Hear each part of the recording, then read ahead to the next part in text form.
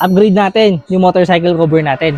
Ito yung thickened motorcycle cover from Paco Mall. May kasama na nga pala tong bag kapag binili mo kaya hindi ka mahihirapang magbitbit. And yes, mas pinatibay ang mga tahi, mas pinakapal at mas pinaganda ang design to withstand harsh weather. Marami na pala tong sizes from large to double XL. Kaya naman kahit 100cc or mapa 1000cc man ang motor mo, ay kasyang kasya. 250cc ang motor natin at XL tong binili ko. Pero sobrang laki pa ng space nito. May intended lock holes na to para malagyan mo ng lock yung motor mo na hindi naapektuhan yung cover. May wind resistant buckle na rin to sa harap, likod at gitna. Equip na din to ng reflector eye sa harap at likod na din. Stretchable at naka double thread sewing na din to. Tapos all weather proof pa yung outer material niya at soft fabric naman yung loob para hindi magasgas yung motor natin. Dagdag ko lang ha, na UV protected na din to kaya hindi tatagos ang init sa loob. Kaya naman kung gusto niyo ma-secure yung mga motor ninyo, mapa-umulan man o umaraw, is eto talaga yung maire-recommend ko na motorcycle cover dahil hindi lamang to pang protekta sa ulan, kundi protekta na rin from UV protection.